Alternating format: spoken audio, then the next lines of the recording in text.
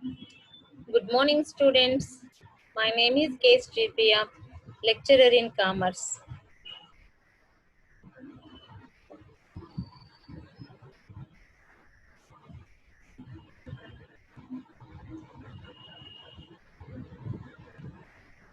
Nehru Memorial Government Degree College, Jogipet, Sangareddy.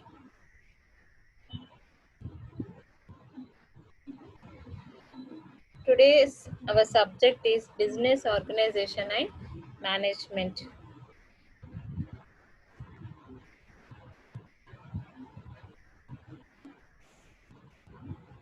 Our today's topic is sole trading concern.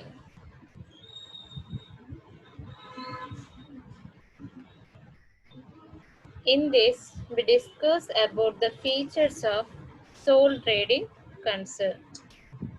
Features of sole trading concern. The first one is small and old type of business. Small and old type of business.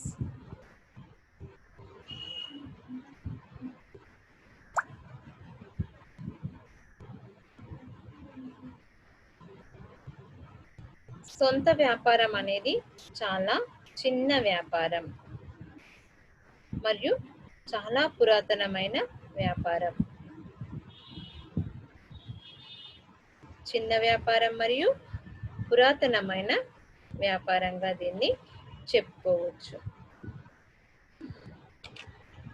అయితే first మనం దీని ఫీచర్స్కి గురించి చదువుకునే కంటే ముందు ఒక్కసారి నేను అసలు సోల్ ట్రేడింగ్ కన్సర్న్ అంటే ఏంటి చెప్తాను. విన్న తర్వాత మనం సోల్ ట్రేడింగ్ ఫీచర్స్ గురించి ఇంకా ఈజీగా అర్థం చేసుకునే అవకాశం ఉంటుంది. సొంత వ్యాపారం అంటే ఏంటంటే ఒక వ్యక్తి తన తెలివితేటలతో, సామర్థ్యంతో, ప్రజ్ఞా కౌశల్యంతో వ్యాపారాన్ని నిర్వహించినట్లయితే ఆ వ్యాపారాన్ని సొంత వ్యాపారం అంటున్నాం. ఓకే, ఇంకా సింపుల్గా చెప్పాలి అంటే దీన్ని ఏక వ్యక్తి వ్యాపారము, ఏకస్వామ్య వ్యాపారము అంటారు. పేర్లనే అర్థమవుతుంది. సొంత వ్యాపారం అంటే మనది, మన ఒక్కరిదే, ఎవరో ఒక వ్యక్తి. ఓకే, ఒక ఎంటర్ప్రీనియర్, ఒక బిజినెస్ పర్సన్ తన సొంతంగా వ్యాపారాన్ని చేసినట్లయితే ఇది కామన్గా తొలి దశలో ఉండే వ్యాపారస్తులు నిర్వర్తించే వ్యాపారం. ఫస్టే మనం లక్షల్లో ఇన్వెస్ట్మెంట్ చేసి వ్యాపారాన్ని నిర్వర్తించాం కదా, అలాంటి సందర్భాల్లో మనం ఏం చేస్తాము, వ్యాపారం చేయాలి అనుకున్నప్పుడు ఫస్ట్ కొంత మొత్తంతో వ్యాపారాన్ని ప్రారంభిస్తాం.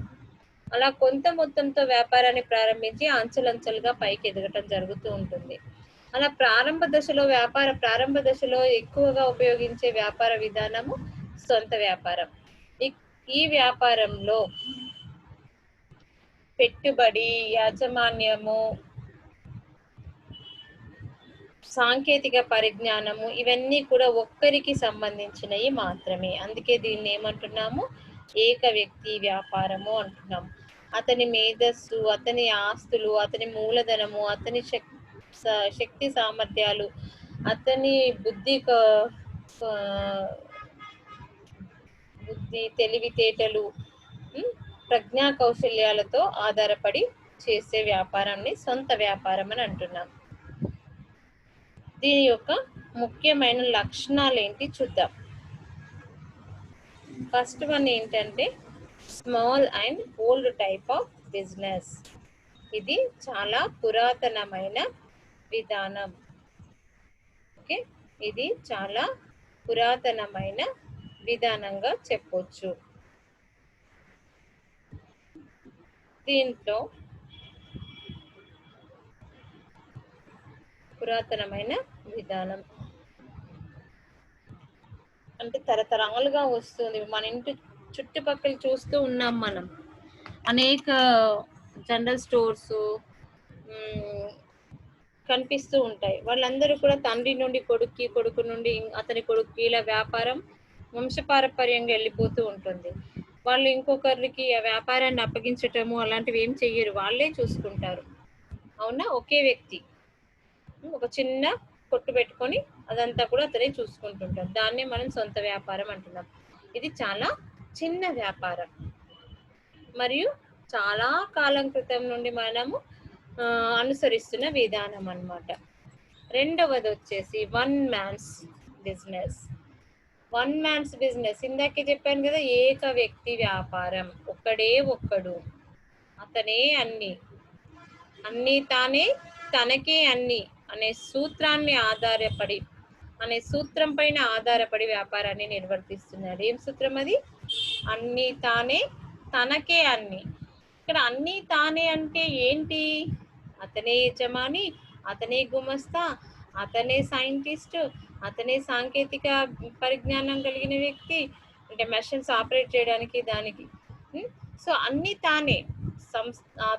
అతని వ్యాపారంలో అన్ని అతనే, అన్ని తనకే. అంటే లాభం వచ్చినా తనకే, నష్టం వచ్చినా కూడా అతనికే. కాబట్టి ఇక్కడ ఏ సూత్రం ప్రకారం నడుస్తుంది వ్యాపారం? అన్ని తానే, తనకే అన్ని. ఓకే, వ్యాపారం మొత్తం కూడా ఒక వ్యక్తి చేతిలోనే ఉంటుంది. Next one, depends on his skill and ability. అతనికి ఉన్న శక్తి సామర్థ్యాలు, నైపుణ్యాల పైన ఆధారపడి ఉండే వ్యాపారం. ఓకే, అతనిలో ఉన్న నైపుణ్యం, అతనిలో ఉన్న సామర్థ్యం పైన ఆధారపడి ఉంటుంది. ఇక్కడ ఇంకొకరు ఎవరు లేరు కదమ్మా, అందుకని పూర్తిగా అతని శక్తి సామర్థ్యాలు, అతని తెలివితేటల పైన ఆధారపడి ఉంటుంది. Next, he owns all and risks all. ఇందాకే చెప్పాను కదా, అన్ని తనకే, తానే అన్ని. అంటే అన్ని, ఇందులో ఏ వచ్చినా అతనికే, లాభాలు ఎన్ని వచ్చినా అతనికే, రిస్క్ అంటే నష్టాలు ఎన్ని వచ్చినా కూడా అతనికే. Okay, then next one, unlimited liability. ఒకవేళ లయబిలిటీ అంటే రుణబాధ్యత అనేది అతని వ్యాపారానికే పరిమితం కాదు. అన్లిమిటెడ్. రుణబాధ్యత లిమిటెడ్ కాదు, అన్లిమిటెడ్, అపరిమితం అంటే ఏంటంటే, ఒకవేళ వ్యాపారంలో నష్టం వచ్చినట్లయితే అతను తన సొంత ఆస్తులను కూడా వ్యాపార నష్టాలను తీర్చడానికి ఉపయోగించాల్సి వస్తుంది. ఓకే, అంటే వ్యాపారం వేరు, సొంత ఆస్తులు వేరు కాదు. ఇక్కడ ఒక ముఖ్యమైన విషయం గుర్తుపెట్టుకోవాలి, వ్యాపారం వేరు, యజమాని వేరు కాదు, రెండు ఒకటే అనే అర్థం. రెండు ఒకటే అయినప్పుడు ఇక్కడ నష్టం వచ్చినా ఎవరు తీర్చాలి? దాన్ని యజమానే తీర్చాలి. అందుకు కానీ అతను వ్యాపార ఆస్తుల్నే కాకుండా సొంత ఆస్తుల్ని కూడా ఇవ్వాల్సి వస్తుంది. ఎవరైనా అతనికి అప్పు ఇవ్వాలనుకున్నప్పుడు అతని సొంత ఆస్తులు ఉన్నాయా లేదా చూసి దాని ప్రకారమే ఇస్తారన్నమాట. అందుకని దాన్ని ఏమంటున్నాం? అన్లిమిటెడ్ లయబిలిటీ అంటున్నాం. తర్వాత లీగల్ స్టేటస్, న్యాయాత్మక హోదా. ఇతని హోదా ఎలా ఉంటుంది? In law, there is no distinction between the firm and the proprietor. All its assets and liabilities are the personal assets and liabilities of the proprietor. సంస్థలో ఉన్న ఆస్తులన్నీ అతనివే, అతనికి సొంతంగా ఉన్న ఆస్తులన్నీ కూడా అతనివే. Okay, the next one, tenure. Common గా దీని టెన్యూర్ ఎలా ఉంటుంది అంటే తక్కువగా ఉంటుంది. ఫస్ట్ మనం వ్యాపారాన్ని ప్రారంభించాం, ఎంతకాలం ప్రారంభిస్తామో మనం ఖచ్చితంగా అనుకోము. బాగుంటుంది, బాగా నడుస్తుంది అంటే కంటిన్యూ చేస్తాం, లేదు అంటే క్లోజ్ చేసేస్తాం.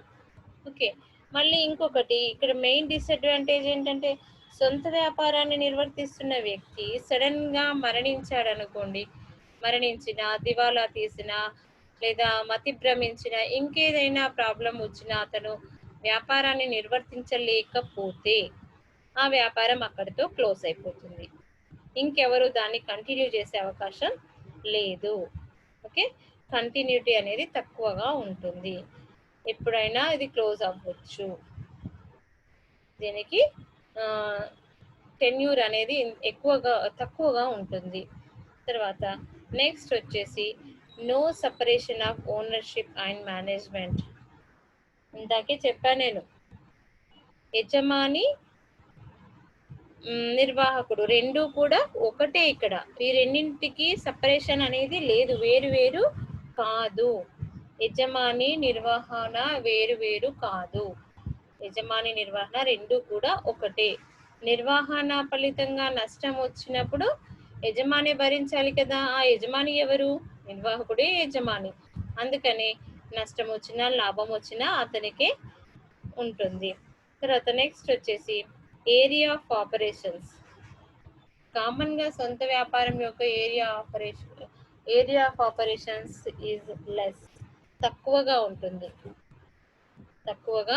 ఉంటుంది, ఎక్కువ విస్తరించి ఉండదు. నెక్స్ట్ వచ్చేసి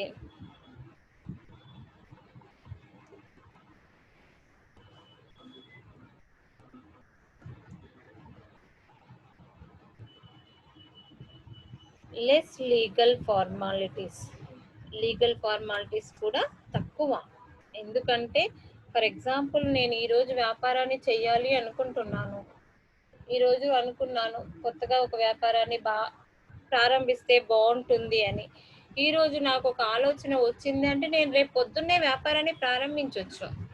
నేను ఎవరి దగ్గర నుండి లైసెన్స్ తీసుకోవాల్సిన అవసరం కానీ పర్మిషన్ తీసుకోవాల్సిన అవసరం కానీ లేదు. నేను ఎప్పుడు అనుకుంటే అప్పుడే వ్యాపారం చెయ్యొచ్చు. అదే సొంత వ్యాపారం. నేననే కాదు, ఎవరైనా. వ్యాపారి ఎప్పుడు అనుకుంటే అప్పుడే. ఫర్ ఎగ్జాంపుల్ ఇప్పుడు అనుకున్నాం ఇంకో 1 అవర్కి కూడా మనం స్టార్ట్ చేయొచ్చు, లేదా ఇప్పుడు అనుకున్నాం ఇప్పుడే కూడా స్టార్ట్ చేయొచ్చు. ఎలాంటి లీగల్ ఫార్మాలిటీస్ ఫిల్ చేయాల్సిన అవసరం లేదు. ఎవరి దగ్గర నుండి మనం పర్మిషన్ తీసుకోవాల్సిన అవసరం కూడా లేదు. మనకు నచ్చిన విధంగా వ్యాపారాన్ని నిర్వర్తించవచ్చు. ఇవి సోల్ ప్రొప్రైటర్షిప్ బిజినెస్ యొక్క ముఖ్యమైన లక్షణాలు, features of sole trading. First one, small and old type of business. Second one man's business, ఒక్కడే నిర్వహించే వ్యాపారం. Depends on his skill and ability, అతని యొక్క నైపుణ్యము శక్తి సామర్థ్యాలపైన ఆధారపడి ఉంటుంది. Next fourth one, he owns all and risks all, అన్ని తానే తనకే అన్ని, లాభం వచ్చినా అతనికే నష్టం వచ్చినా అతనికే. నెక్స్ట్ వన్, అన్లిమిటెడ్ లయబిలిటీ, అతని యొక్క రుణ బాధ్యత అపరిమితం. అందువల్ల సంస్థలో నష్టాలు వస్తే సొంత ఆస్తుని కూడా అమ్మి చెల్లించాల్సి వస్తుంది. లీగల్ స్టేటస్, న్యాయాత్మకమైన హోదా. నెక్స్ట్ టెన్యూర్, దీని యొక్క కాలం కామన్గా ఆకస్మికంగా కూడా క్లోజ్ చేయాల్సి రావచ్చు. దాన్ని మనం గ్యారంటీగా చెప్పలేము. ఎంతకాలం చేస్తాము అనేది చెప్పడానికి అవకాశం లేదు. చేస్తున్న వ్యాపారికి ఏదైనా సమస్య వచ్చినట్లయితే దాన్ని మూసివేయాల్సిన అవసరం వస్తుంది. నెక్స్ట్ వచ్చేసి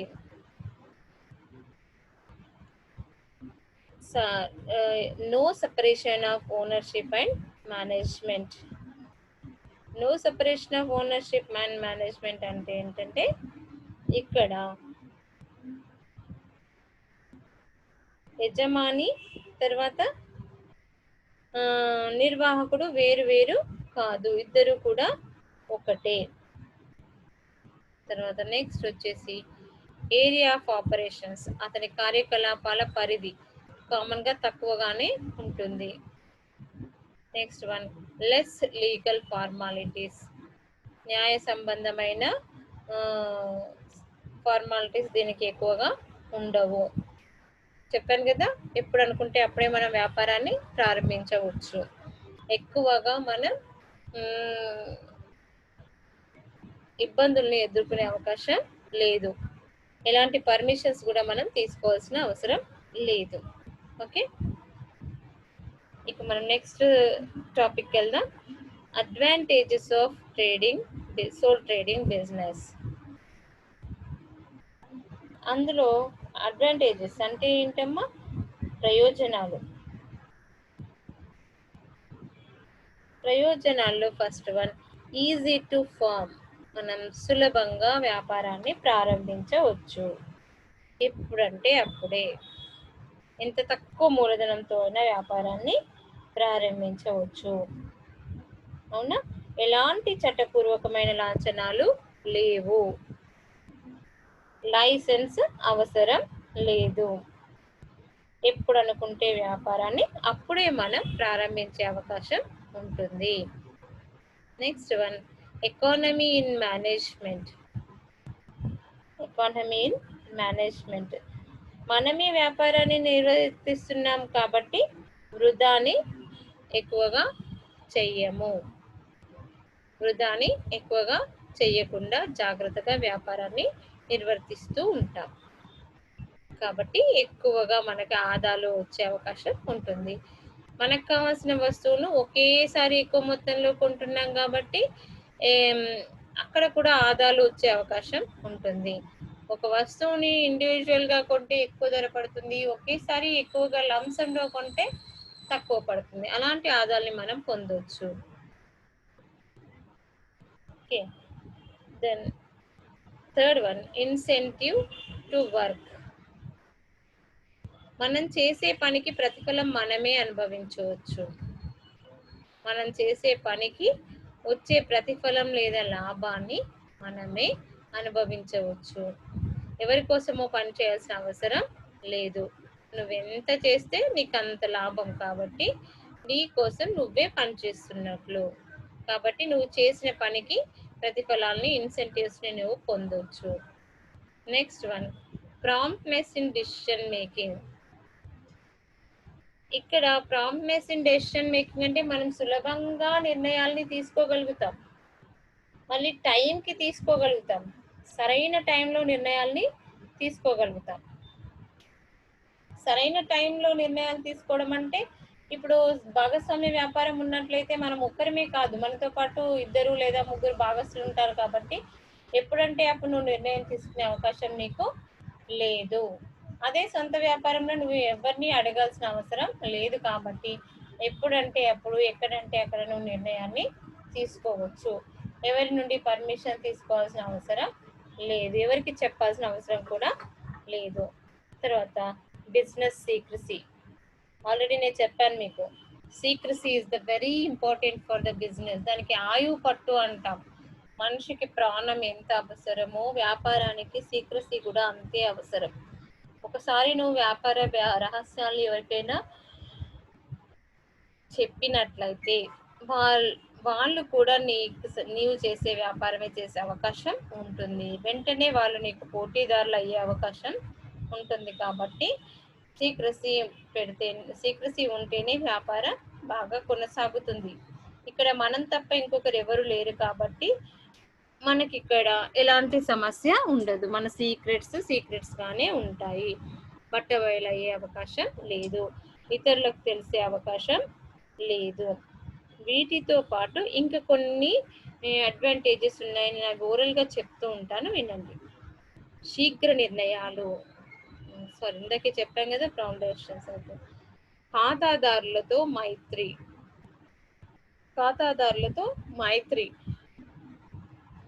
అంటే ఖాతాదారులతోటి సత్సంబంధాలు అని అర్థం. ఖాతాదారులు మనకు రోజు కనిపిస్తూ ఉంటారు, ఊరికే కనిపిస్తూ ఉంటారు, రెగ్యులర్గా వస్తుంటారు కాబట్టి వాళ్ళతో మనకి మంచి రిలేషన్ ఏర్పడే అవకాశం ఉంటుంది.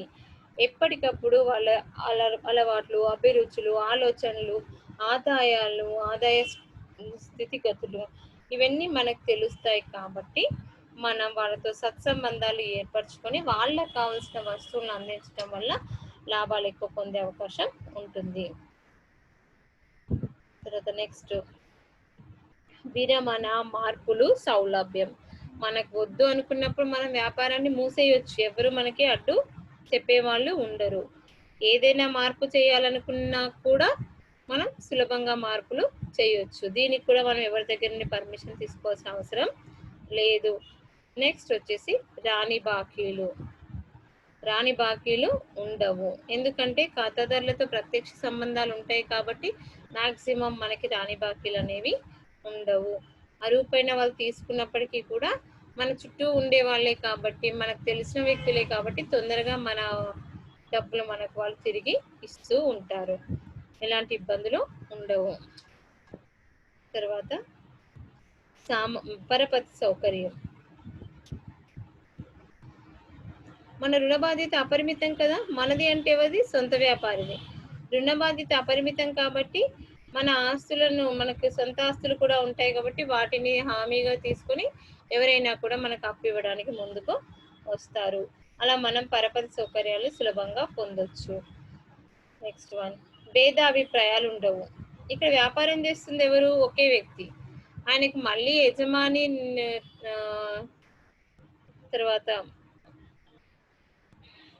నిర్వాహకుడు వేరు కాదు కాబట్టి ఇలా అభిప్రాయ భేదాలు వచ్చే అవకాశం కూడా చాలా తక్కువ. నెక్స్ట్ వన్, సామాజిక ప్రయోజనాలు. ఎక్కువనా సామాజిక ప్రయోజనాలు తక్కువనా? సొంత వ్యాపారి వల్ల సామాజిక ప్రయోజనము ఎక్కువే. ఎందుకంటే మొత్తం వ్యాపారం అంతా కొద్ది మంది చేతిలో కేంద్రీకృతం అవ్వకుండా ఉండడానికి వీళ్ళు వ్యాపారాన్ని నిర్వర్తిస్తున్నారు. వస్తువులను ఎక్కడెక్కడి నుండో తీసుకొచ్చి వినియోగదారుడికి అనుకూలంగా పెడుతున్నాడు కాబట్టి సామాజిక ప్రయోజనం చేస్తున్నట్లే. నెక్స్ట్ వన్, పన్ను లాభాలు. కంపెనీ వ్యాపారంతో పోల్చినప్పుడు దానికి చెల్లిస్తున్న పన్నులు మనం దీనికి చెల్లించాల్సిన అవసరం లేదు. నెక్స్ట్ వన్, స్వయం ఉపాధి. స్వయం ఉపాధి అంటే మనం ఎవరో జాబ్ ఇస్తారని, ఎక్కడో జాబ్ చేయాల్సిన అవసరం వస్తుందని, జాబ్ కోసం ప్రయత్నాలు ఇవన్నీ చేయాల్సిన అవసరం లేదు. మనది మనమే వ్యాపారాన్ని ప్రారంభించుకొని మనమే అవసరమైతే ఇంకో ఇద్దరి గుమాస్తాలకి జాబ్ ఇచ్చి వాళ్ళు కూడా మంచి జీవితం ఉండేలాగా చేయొచ్చు వాళ్ళకు కూడా. ఓకే, స్వయం ఉపాధి మనది మనకి స్వయం ఉపాధి ప్లస్ మనం ఇతరులకు కూడా అవకాశాన్ని కల్పించవచ్చు. నెక్స్ట్ వన్, పిల్లలకు శిక్షణ.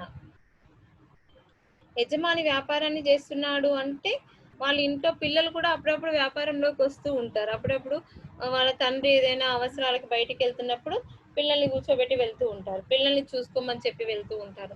అలా వెళ్తున్నప్పుడు వాళ్ళకి చిన్నప్పటి నుండే వాళ్ళ తండ్రితో షాప్లో ఉండటం వల్ల వ్యాపారానికి సంబంధించిన కొంత నాలెడ్జ్ వాళ్ళకి వస్తూ ఉంటుందన్నమాట. అలా క్రమక్రమంగా వ్యాపారానికి సంబంధించిన అవగాహన చిన్నప్పటి నుండే వస్తుంది. వాళ్ళకి ప్రత్యేకమైన శిక్షణ అవసరం లేదు. వాళ్ళు స్వతహాగా నేర్చుకుంటూ ఉంటారు. అప్పుడు తర్వాత కాలంలో వాళ్ళు సులభంగా వ్యాపారాన్ని నిర్వహించడానికి అవకాశం ఉంటుంది. ఏదో ప్రత్యేకంగా చదువుకోవాల్సిన అవసరం లేదు. ప్రత్యేకంగా దీనికోసం మనం ట్రైనింగ్ తీసుకోవాల్సిన అవసరం కూడా లేదు. ఓకే, నెక్స్ట్ మనం limitations of sole trading company, sole trading business చూద్దాం. లిమిటేషన్స్ అంటే పరిమితులు లేదా నష్టాలు లేదా disadvantages of sole trading concern. దీనికి ఉన్న నష్టాలు, దీనివల్ల మనకు వచ్చే నష్టాలు లేదా పరిమితులు లేదా లిమిటేషన్స్ లేదా డిసడ్వాంటేజెస్. అందులో ఫస్ట్ వన్, లిమిటెడ్ క్యాపిటల్. మూలధనం పరిమితం. దీన్నే మనం పరిమిత మూలధనం అంటున్నాం. ఇందులో ఉండేది ఒకే వ్యక్తి కాబట్టి ఒకే వ్యక్తి కొంత మూలధనం మాత్రమే తేయగలుగుతాడు. ఎక్కువ మూలధనాన్ని తీసుకురావటం కుదరదు. అదే ఇద్దరు లేదా నలుగురు, ముగ్గురు, ఐదుగురు ఉన్నట్లయితే ప్రతి ఒక్కరూ వ్యాపారానికి సంబంధించిన కొంత మూలధనాన్ని సమకూర్చగలుగుతాడు. ఇప్పుడు ఒక్కడే ఉన్నాడంటే అతను 1 లక్ష రూపాయలు లేదా 2 లక్షలు లేదా 5 లక్షల వరకు సమకూర్చుతాడు. అదే నలుగురు ఉన్నారనుకోండి, ఒక్కొక్కరు 5 లక్షలు అంటే అప్పుడు ఏమవుతుంది? 20 లక్షలు మనం సమకూర్చుకోవచ్చు. అలా చూసుకున్నప్పుడు దీంట్లో మూలధనం తక్కువ అని అర్థం. Next one, limited managerial ability. ఇందులో ఉండేది ఒకే వ్యక్తి కదా. ఒకే వ్యక్తి కాబట్టి అతని మేనేజరల్ అబిలిటీ అంటే వ్యాపారానికి సంబంధించిన ఎఫిషియన్సీ అతనికి పూర్తిగా ఉండొచ్చు, ఉండకపోవచ్చు. అదే మనం ఇద్దరు లేదా ముగ్గురు ఉన్నట్లయితే వ్యాపారంలో ఒకరు కాకపోతే ఇంకొకరికైనా మంచి సమర్థవంతమైన సామర్థ్యత ఎక్కువగా ఉండే అవకాశం ఉంటుంది. నిర్వహణ సామర్థ్యత ఎక్కువగా ఉండే అవకాశం ఉంటుంది. ఇక్కడ ఉండేది ఒకే వ్యక్తి కాబట్టి అతను అన్ని విషయాల్లో పూర్తిగా నిర్ణయాల్ని తీసుకోలేకపోవచ్చు. అలాంటి అవకాశం ఉంటుంది. Third one. Fourth one. Lack of division of work. Division of work అంటే పని విభజన. పని విభజనకి ఇక్కడ అవకాశమే లేదు. ఎందుకు? అన్నీ తనకే అన్ని కదా! అన్ని పనులు అతనే చేయాలి. అతనే అన్నింటిని అనుభవిస్తాడు కాబట్టి అతను ఇతరులకు పనిని విభజించే అవకాశం ఉండదు. అతనే సామాను తీసుకురావాలి. అతనే వ్యాపారం చూసుకోవాలి. అతనే కస్టమర్స్‌తో రిలేషన్ పెట్టుకోవాలి. అతనే అప్పులు తీసుకురావాలి. ఇలా అన్నీ ఆయన్నే చేసుకోవాల్సి వస్తుంది. అవునా? డివిజన్ ఆఫ్ వర్క్ చేసే అవకాశం లేదు. అదే పార్ట్నర్స్ ఉన్నారనుకోండి, ఒక్కొక్కరికి ఒక్కొక్క పనిని విభజించే అవకాశం ఉంటుంది. బట్ ఇందులో అలాంటి అవకాశం లేదు. ఎందుకని? వ్యాపారం చేస్తున్న వ్యక్తి ఒక్కడే కాబట్టి. Next one. Lack of continuity. మనం ఇందాక కూడా చదువుకున్నాం. సొంత వ్యాపారి ఎక్కువ కాలం వ్యాపారాన్ని నిర్వహించకపోవచ్చు. అతనికి ఈరోజు వ్యాపారం నిర్వర్తించాలని అనిపిస్తుంది. ఒక 1 ఇయర్ తర్వాత లేదా ఒక 6 మంత్స్ తర్వాత ఆ వ్యాపారం అంతగా రాణించట్లేదు అనిపిస్తే అతను ఆ వ్యాపారాన్ని అప్పటికప్పుడు క్లోజ్ చేసేయొచ్చు. అవునా? అప్పుడు కంటిన్యూటీ అనేది లేదు. కొనసాగింపు అనేది లేదు. అతనికి ఇష్టం లేకపోతే ఇంకొకరు కొనసాగించే అవకాశం అక్కడ లేదు. అదే భాగస్వామ్య వ్యాపారం అయినట్లయితే ఏ, బి, సి ముగ్గురు కలిసి వ్యాపారం చేస్తున్నారనుకోండి. అప్పుడు ఏ అనే వ్యక్తికి వ్యాపారం పట్ల ఆసక్తి లేకపోతే బి, సి ఇద్దరు కలిసి వ్యాపారాన్ని కంటిన్యూ చేస్తారు. లేదా ఏ అనే వ్యక్తి మరణించాడనుకోండి, బి, సి కంటిన్యూ చేస్తారు. అలా వ్యాపారానికి కంటిన్యూటీ అనేది, కొనసాగింపు అనేది సొంత వ్యాపారంలో లేదు. భాగస్వామ్యంలో ఉన్నట్లుగా సొంత వ్యాపారంలో అలాంటి అవకాశం లేదు. ఒకవేళ వ్యాపారికి ఏదైనా సమస్య వచ్చినట్లయితే అప్పుడు ఆ వ్యాపారం అక్కడితో క్లోజ్ అయిపోతుంది. అక్కడితో ఆగిపోతుంది. తర్వాత బేరమాడే శక్తిలో బలహీనత. లేవు, నేను చెప్తున్నాను వినండి. ఇంకా కొన్ని ఇవి చిన్న చిన్నవి అన్నమాట. బేరమాడే శక్తిలో బలహీనత. ఇతను ఎక్కువగా కార్యకలాపాలు చాలా తక్కువగా ఉంటాయి కాబట్టి అమ్మకందారు దగ్గర ఎక్కువగా బేరమాడే అవకాశం ఇతనికి లేదు. మార్కెట్ను కంట్రోల్ చేసే శక్తి సామర్థ్యాలు ఇతనికి ఉండవు. వాళ్ళు చెప్పిన ధరకి కొనుగోలు చేయవలసి వస్తుంది. కొన్నిసార్లు కొనుగోలుదారులు ఈయన కొన్నప్పుడు అలానే అవుతుంది. ఈయన అమ్మేటప్పుడు కూడా ఎవరికైతే అమ్ముతున్నారో వాళ్ళు అడిగిన రేట్కి ఇవ్వాల్సిన పరిస్థితి కూడా ఇతనికి ఉంటుంది. తర్వాత భారీ సంస్థల ఆదాలు లేకపోవడం. Lack of economies like large scale industries.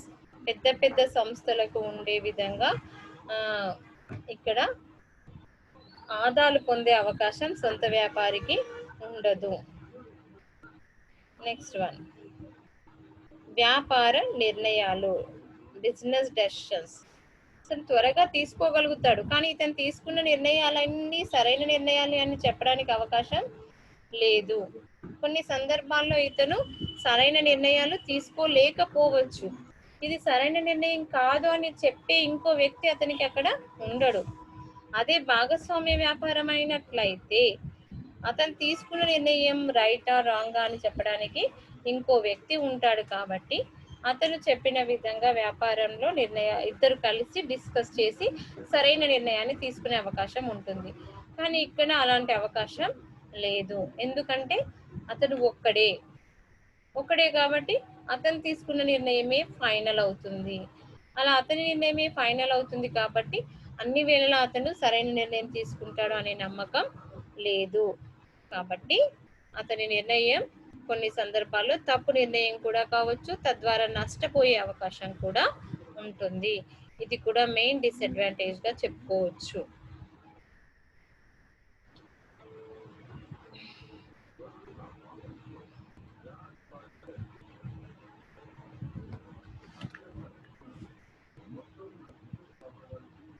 మనం మళ్ళీ ఒకసారి దీంట్లో ఉన్న పరిమితులు ఏంటో చూద్దాం. లిమిటెడ్ క్యాపిటల్, తక్కువ మూలధనం, లిమిటెడ్ మేనేజరబిలిటీ, నెక్స్ట్ అన్లిమిటెడ్ లయబిలిటీ, తర్వాత lack of division of work, పని విభజనకు అవకాశం లేకపోవటం, ల్యాక్ ఆఫ్ కంటిన్యూటీ, దీన్ని కొనసాగింపు లేదా మనుగడ తక్కువగా ఉండే అవకాశం. ఓకే, మనం నెక్స్ట్ టాపిక్ వెళ్దాం. Suitability of sole proprietorship. Sole proprietorship business ఎప్పుడు ఎక్కడ సూట్ అవుతుంది? ఓకే, దీని గురించి చదువుకుందాం.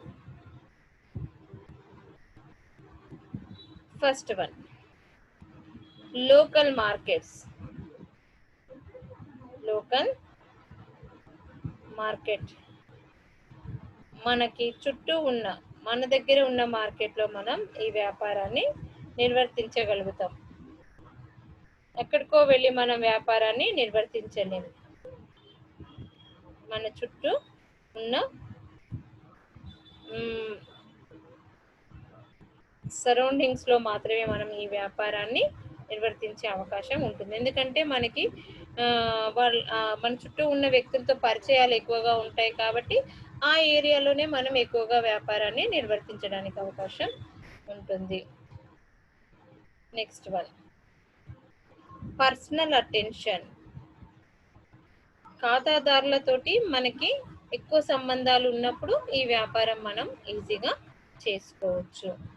ఓకే, ఖాతాదారులతో మనకు ఎక్కువ సంబంధాలు ఉంటే మనం వాళ్ళకి ఎప్పటికప్పుడు మనం వాళ్ళు మనకు కలుస్తూ ఉంటారు కాబట్టి మనం ఈ వ్యాపారాన్ని నిర్వర్తించవచ్చు. అలాంటప్పుడు ఈ వ్యాపారాన్ని చూస్ చేసుకుంటే బాగుంటుంది. ఓకే, ఎందుకంటే వాళ్ళ అలవాట్లు, అభిరుచులు ఇవన్నీ కూడా మనకు తెలుస్తూ ఉంటాయి కదా. అలవాట్లు, అభిరుచులు అన్నీ తెలుస్తూ ఉంటాయి కాబట్టి దానికి అనుగుణంగా మనం వస్తు సేవలను అందించే అవకాశం మనకి కలుగుతుంది. కాబట్టి మనం ఎప్పుడూ కూడా మన చుట్టూ ఉన్న వ్యక్తులతో మనకి ఎక్కువగా పరిచయాలు ఉన్నప్పుడు ఈ వ్యాపారాన్ని నిర్వర్తించడమే మనకి మంచిది, సులభం.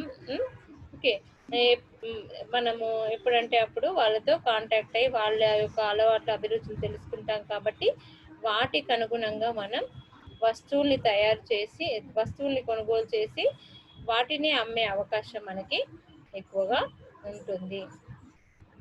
తర్వాత స్పెక్యులేటివ్ బిజినెస్. ఎందుకు స్పెక్యులేటివ్ బిజినెస్ అంటున్నాము అంటే ఇక్కడ వ్యాపార రహస్యాలు అన్నీ కూడా రహస్యాలుగానే ఉంటాయి కదా. కాబట్టి ఎవరు వచ్చి మన వ్యాపారానికి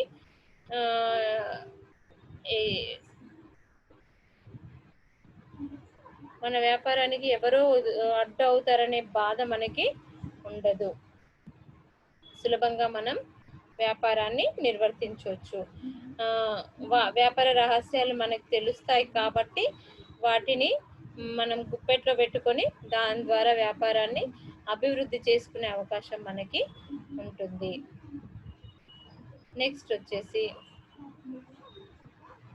limited capital requirement. Capital requirement తక్కువ అవసరం ఉన్న వ్యాపారాలకి కూడా సోల్ ప్రొప్రైటర్షిప్ బిజినెస్ ఉపయోగపడుతుంది. అంటే వ్యాపార మూలధన అవసరాలు తక్కువగా, అంటే తక్కువ పెట్టుబడితో వ్యాపారం చేయగలుగుతాము అని అనుకున్నప్పుడు, మన దగ్గర మూలధన అవసరాలు తక్కువగా ఉన్నప్పుడు ఈ వ్యాపారాన్ని మనం చేయొచ్చు. ఈ తరహా వ్యాపారాన్ని మనం చేయొచ్చు. నెక్స్ట్ వన్, లో రిస్క్. సొంత వ్యాపారం ఎప్పుడూ కూడా తక్కువ మొత్తంతో ప్రారంభిస్తామని చెప్పాను కదా. తక్కువ మొత్తంతో ప్రారంభిస్తాం కాబట్టి రిస్క్ కూడా, నష్ట భయం కూడా తక్కువగానే ఉంటుంది. ఎక్కువ మొత్తంలో ఎక్కువ పెట్టుబడి పెట్టి వ్యాపారం చేస్తే నష్టం వచ్చినా కూడా మనం ఎక్కువ మొత్తంలో భరించాల్సి ఉంటుంది, అవునా? కానీ ఇక్కడ మనం తక్కువ మొత్తంతో వ్యాపారాన్ని చేస్తున్నాం కాబట్టి, తక్కువ మూలధనంతో చేస్తున్నాం కాబట్టి, వేరొకరు లేరు కాబట్టి మనం జాగ్రత్తగా వ్యాపారాన్ని నిర్వర్తించి నిర్వర్తించి లాభాన్ని పొందే అవకాశం ఉంటుంది గనక రిస్క్ అనేది తక్కువగా ఉంటుంది అని అని అవకాశాలు ఎక్కువగా ఉన్నాయి కాబట్టి ఈ వ్యాపారం ఉపయోగపడుతుంది. సీజనల్ డిమాండ్ ఉండే వస్తువులకు కూడా ఈ వ్యాపారం బాగుంటుంది. దీని ద్వారా నిర్వర్తించడానికి అవకాశం ఉంటుంది. తర్వాత నేచర్ ఆఫ్ గూడ్స్, వస్తువుల యొక్క స్వభావాన్ని బట్టి కూడా మనం ఈ వ్యాపారం నిర్వర్తించవచ్చా లేదా అనేది నిర్ణయించుకోవాలి. పెద్ద పెద్ద వస్తువులతో ఆ వ్యాపారం నిర్వర్తించాల్సి వచ్చినప్పుడు ఈ వ్యాపారం మనకి సరిపోదు. చిన్న చిన్న వస్తువులతో వ్యాపారాన్ని నిర్వర్తించేటప్పుడు మాత్రమే ఈ తరహా వ్యాపారాన్ని మనం ఎన్నిక చేసుకుంటే బాగుంటుంది. పెద్ద భారీ ఎత్తున వస్తువుల ఉత్పత్తి కానీ వస్తువుల కొనుగోలు కానీ అవసరమైనప్పుడు మనం కంపెనీ వ్యాపారాన్ని నిర్వర్తించటం మంచిది. ఈ వ్యాపారాన్ని చిన్న చిన్న వస్తువులకు సంబంధించినట్లయితేనే ఈ సొంత వ్యాపారం ద్వారా చేయటం మంచిది. నెక్స్ట్ వచ్చేసి పర్సనల్ సర్వీసెస్ అంటే మనము స్వయంగా మనమే సేవలు అందించే వ్యక్తిగత సేవలు అవసరమైన చోట ఈ వ్యాపారం చేయొచ్చు. ఖాతాదారులతో సంబంధాలు ఉంటాయి కదా మనకి, అలాంటి సిచ్యువేషన్స్ లో మాత్రమే ఈ వ్యాపారాన్ని చేయొచ్చు. Next one, tastes and fashions.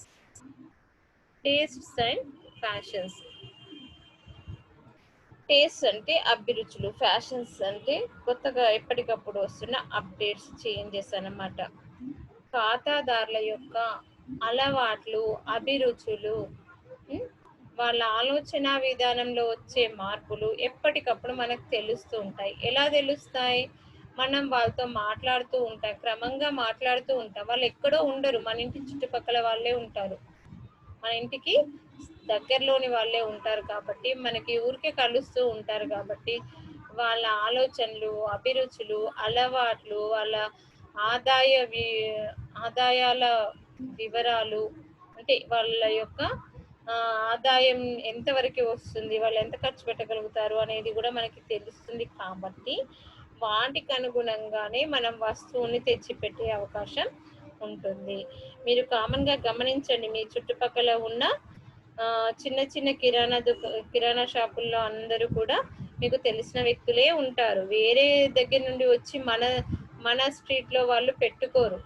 మన స్ట్రీట్లో ఉన్న వాళ్ళే మ్యాక్సిమం మన దగ్గర షాప్ పెట్టుకుంటారు కాబట్టి వాళ్ళకి మనకు సంబంధించిన వివరాలన్నీ కూడా మ్యాక్సిమం తెలిసి ఉంటాయి కనుక వాళ్ళు వాటి ప్రకారమే వస్తువుల్ని తెచ్చి పెడుతూ ఉంటారనమాట. ఓకే, నెక్స్ట్ వచ్చేసి సైజ్ ఆఫ్ ద బిజినెస్, వ్యాపారం యొక్క పరిమాణం. నువ్వు చిన్న తరహా వ్యాపారం చేయాలనుకుంటే సొంత వ్యాపారం బాగుంటుంది. మామూలు తరహా వ్యాపారం చేయాలనుకుంటే భాగస్వామ్య వ్యాపారం బాగుంటుంది. అలా కాకుండా పెద్ద మొత్తంలో భారీ ఎత్తున వ్యాపారాన్ని నిర్వర్తించి ఎక్కువ పెట్టుబడి పెట్టడానికి నువ్వు సిద్ధంగా ఉన్నట్లయితే కంపెనీ వ్యాపారం బాగుంటుంది. అవునా? సో సోల్ ప్రొప్రైటర్షిప్ బిజినెస్ దేనికి సూట్ అవుతుంది? తక్కువ పరిమాణంతో వ్యాపారాన్ని నిర్వర్తించినప్పుడు. దీని యొక్క ఏరియా ఆఫ్ ఆపరేషన్స్ కూడా లిమిట్ అని చెప్పాను కదా. కామన్గా మీ ఇంటి దగ్గర ఉన్న కిరాణా షాప్దే తీసుకోండి, వాళ్ళ ఏరియా ఆఫ్ బిజినెస్ ఎంతవరకు ఉంటుంది? మీ చుట్టుపక్కల ఉన్న 10, 20 లేదా 30, 40 ఇళ్ళ మధ్య మాత్రమే ఉంటుంది, అంతకు మించి ఉండదు. వేరే స్ట్రీట్ నుండి వచ్చి ఇక్కడ కొనుక్కోరు కదా. మ్యాక్సిమం మీ చుట్టుపక్కల ఉన్న వాళ్ళు మాత్రమే ఆ షాప్కి వెళ్తూ ఉంటారు. కొన్ని సందర్భాలు వీళ్ళు కూడా వెళ్ళరు, ఇంకా దూరంగా ఉండే షాప్లకు వెళ్ళి పెద్ద పెద్ద షాపింగ్ మాల్స్లోనే తెచ్చుకుంటారు. కొన్ని అవసరాలకు మాత్రమే వీటికి వెళ్తూ ఉంటారు. అలా చిన్న చిన్న అవసరాలను తీర్చడం కోసమే ఇది ఏర్పాటు చేస్తారు కనుక దీని యొక్క పరిమాణం తక్కువగా ఉంటుంది. కొందరు మాత్రమే కొంచెం పెద్దగా పెట్టుకొని పెద్ద ఎత్తున వ్యాపారాన్ని నిర్వర్తించటం జరుగుతుంది. ఓకే, కామన్గా చూసినట్లయితే ఎప్పుడు కూడా సొంత వ్యాపారం యొక్క పరిమితి చాలా తక్కువ, పరిమాణం చాలా చిన్నదిగా ఉంటుంది. ఎక్కువ మొత్తంలో వీళ్ళు పెద్ద మొత్తంలో వీళ్ళు వ్యాపారాన్ని నిర్వర్తించరు. ఓకే, నెక్స్ట్ వచ్చేసి హ్యూమన్ ఇనర్షియా. అంటే ఇక్కడ వ్యక్తిగత సంబంధాలు ఎక్కువగా ఉంటాయి. అవునా? ఉండటం వల్ల ఏమవుతుంది, వ్యక్తులకు సంబంధించిన విషయాలు వీళ్ళకి తెలుస్తాయి కాబట్టి వీళ్ళు ఎప్పుడూ కూడా మానవ సంబంధాలు పాడైపోకుండా అవి పెంపొందించే దిశలో ప్రయత్నాలు చేస్తూ ఉంటారు. ఎప్పుడు కూడా వాటిని అధిగమించి లేదా అతిక్రమించి నిర్వర్తించటం అనేది చెయ్యరు. వాళ్ళు వాళ్ళ వ్యాపారాన్ని ఏ రోజు ఎప్పటికప్పుడు అభివృద్ధి చేసుకునేలాగా కార్యకలాపాలను నిర్వర్తిస్తూ ఉంటారు.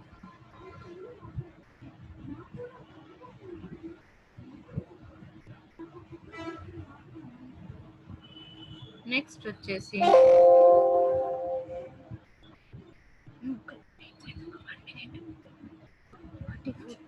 అయితే ఇప్పుడు మనం ఒక్కసారి గుర్తుపెట్టుకోండి, మన చుట్టూ ఉన్న అవసరాలను బట్టి, మనకున్న ఏరియాని బట్టి మనం వ్యాపారాన్ని నిర్వర్తిస్తూ ఉన్నాము.